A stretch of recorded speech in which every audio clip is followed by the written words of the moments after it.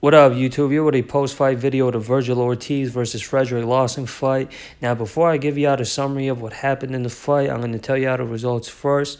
Vergil Ortiz was able to score a first-round TKO win. This was a questionable stoppage on the part of the referee, and that's because I'm going to give y'all the summary of what happened in the fight. There isn't a lot to sum up what happened in the fight because of how early this fight had got stopped. As I had said, it ended in the first round, and Vergil Ortiz, after more than a year of being inactive from fighting, this didn't show any signs of improvements, adjustments when it comes to his technical ability. And this isn't where he left off at with the momentum that he had going on before his layoff from being active in the ring. And this fight, we didn't see any excitement from this fight. We didn't see any form of entertainment in this fight, nor did we see any technical improvements and more weapons being added on to the arsenal of Vergil Ortiz's young and up-and-coming career. And how this fight went for the one round that it lasted, Vergil Ortiz, he looked more comfortable than Fredrick Lawson. He was more active than Lawson. And the first round usually is a warm-up round where both fighters start to feel each other out and get ready for the remainder of the fight.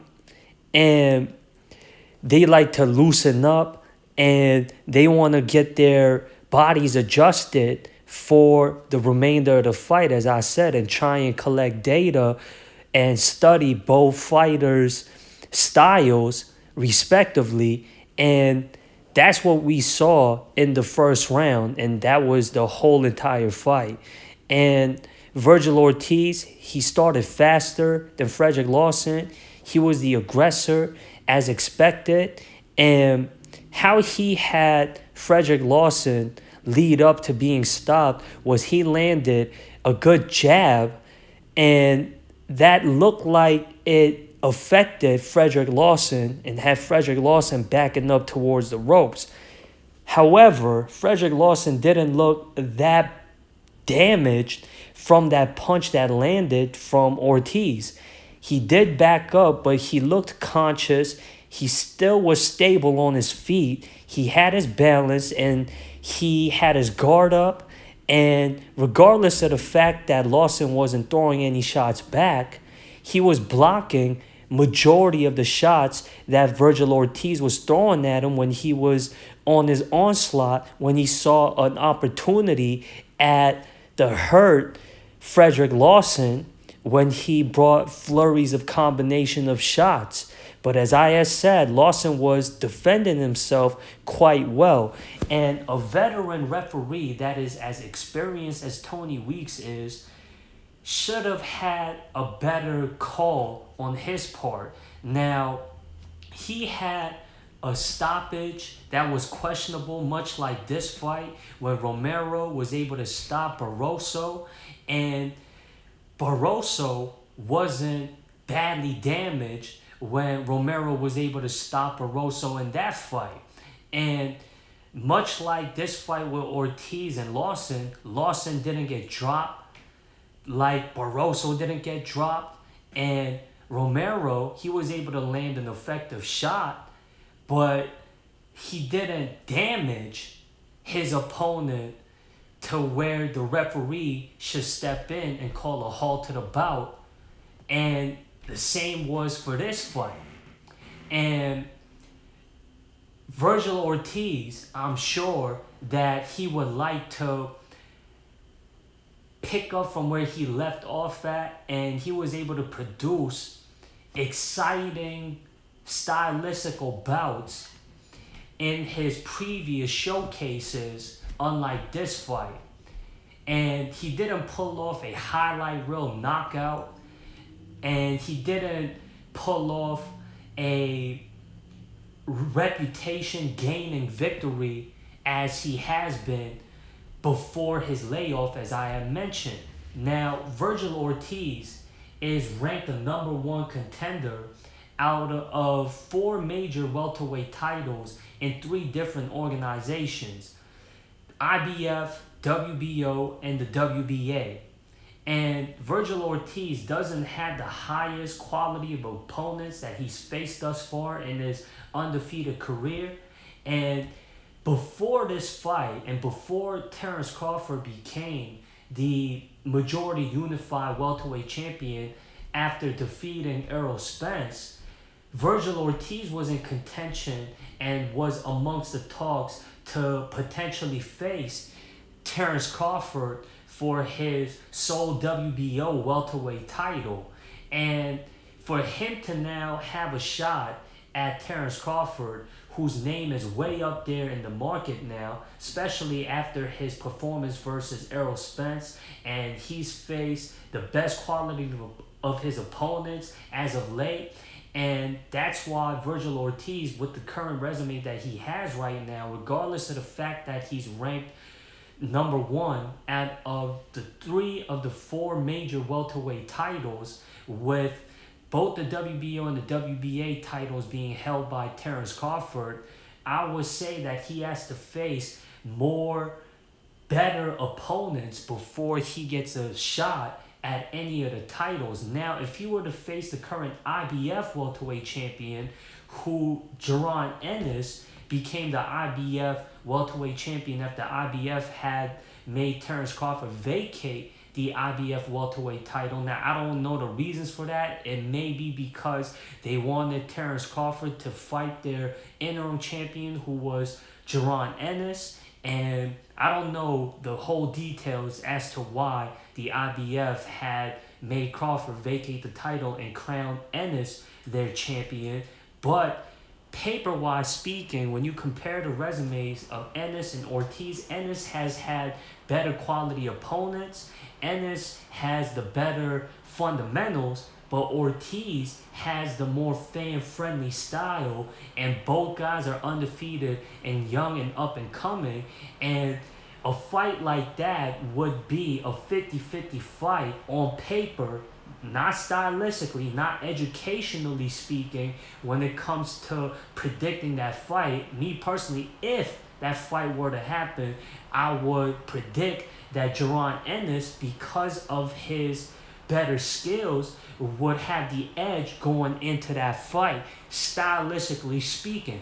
And Ennis and Ortiz, they have somewhat the same amount of experience. I know Ennis had more of an illustrated amateur career, so he might have the edge on the experience factor as well. But as far as their professional careers go, it's almost the same. I'll say Ennis on paper has fought better quality opponents than Ortiz thus far, and he's more healthier than Ortiz. Ortiz, the reason why he had a 17-month layoff is because he had health issues, hence why he took more than a year off from being active in the ring. And as I had said, he did improve a lot in this fight because of the duration of this fight, and this fight only lasting one round, and a controversial stoppage win that he picked up over on Lawson didn't prove a lot in this fight.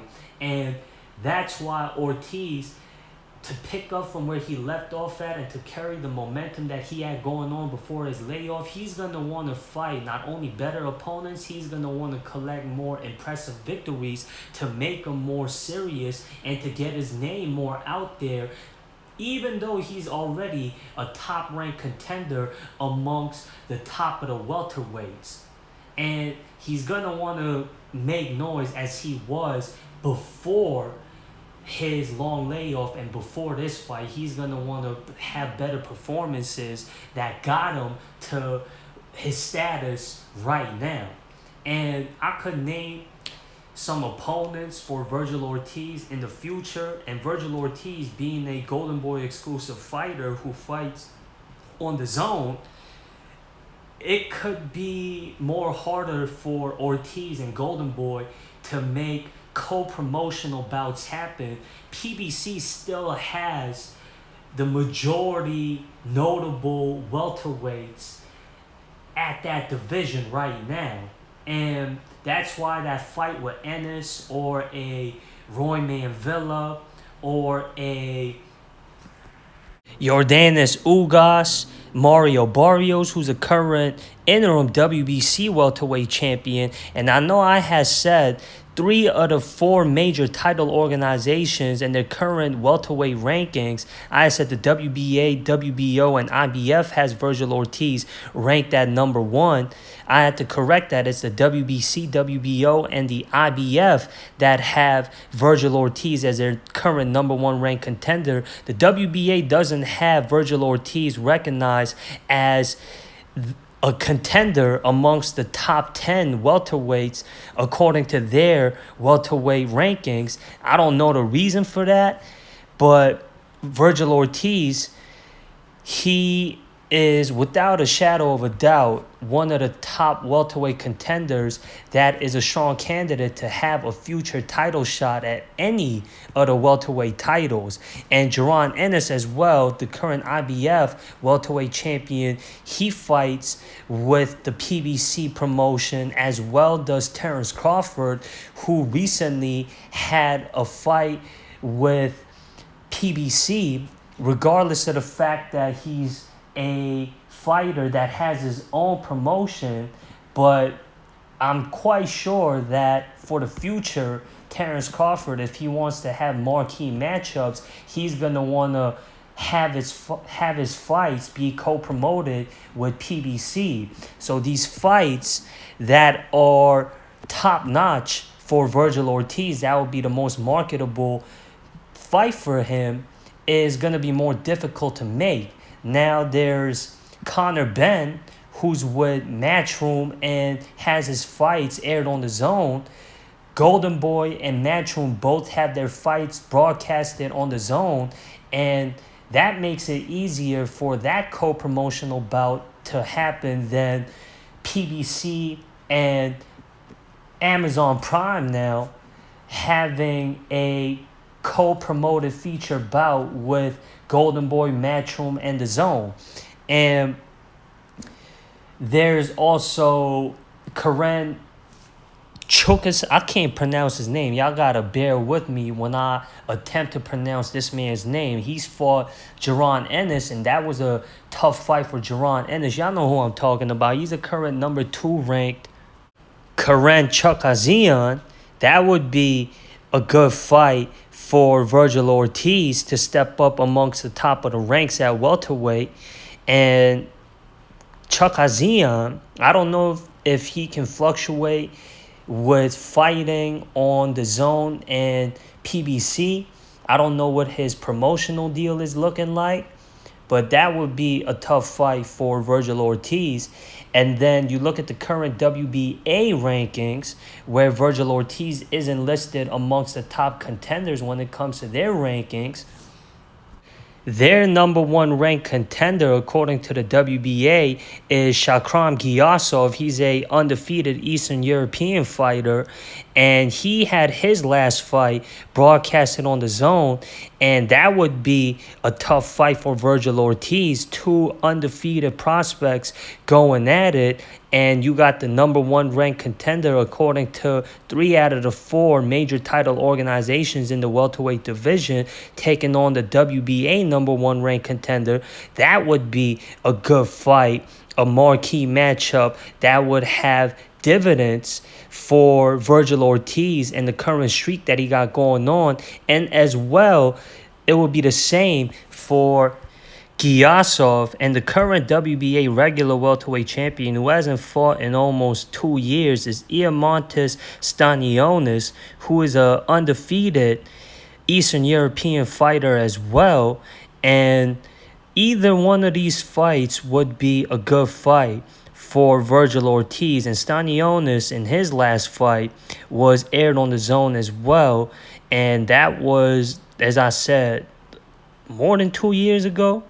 And then the number 2 ranked WBA welterweight contender is Stanionis' last opponent. His name is Razat Batev is his name. He's a Russian fighter. His only defeat came from his fight versus Stanionis. Other than that, he's won all his fights. And in his last fight, after his decision defeat versus Stanionis, he picked up a decision win in Russia, and that was at autumn of last year. And Batev, he's the number 2 ranked contender when it comes to the WBA organization. That would be a good fight for Vergil Ortiz as well. There's Cody Crowley, who is amongst the top 10 ranked welterweights when it comes to majority of the title organizations at the major title organizations when it comes to the welterweight division. And when you look at boxing media outlets, they have Cody Crowley, who's a undefeated Canadian fighter, ranked amongst the top 10 welterweights as well. And that would be a good fight for Vergil Ortiz as well. And Cody Crowley, he's had his fights aired on the Zone as well. And I don't know what his promotional deal is looking like. So that's why I can say that Vergil Ortiz versus Cody Crowley would be a easier fight to make happen than Vergil Ortiz having a fight versus any of the PBC promoted welterweight fighters. And PBC welterweight fighters are more notable than these fighters that I had named, who, when you look at their resumes and you look at some of their clips, they are good quality opponents as well. As I have said, Cody Crowley, Stanionis, and Shakram Giyasov, undefeated fighters who have good skills, and they're just not as notable and as well recognized as the PBC welterweight fighters that I have mentioned that could have a potential bout versus Vergil Ortiz. That would be a tough test for Vergil Ortiz with the current stage that he's at right now. And I would say, you look at their records, Stanionis, Giyasov, Cody Crowley, they're undefeated, unlike Yordenis Ugas, who's a former welterweight champion, Mario Barrios, who's been in there with the likes of Ugas, Keith Thurman, Gervonta Davis. And because he's had fights versus more marketable opponents, that's why he's more known than these undefeated fighters who's not promoted by PBC. But on paper, if you're a boxing purist, that would be, you can consider it to be a tougher test for Vergil Ortiz than a fight versus Mario Barrios or Yordenis Ugas, arguably. Anyways, that does it for this post-fight video, y'all. Y'all let me know what y'all opinions are. Comment y'all thoughts in the comments about the topic of this video. Subscribe to this channel, like this content, share this content if y'all want. Click the links in the description to show y'all support for this channel. Anything will be appreciated. And that does it for this video. I'm out of here, y'all. Be good and peace.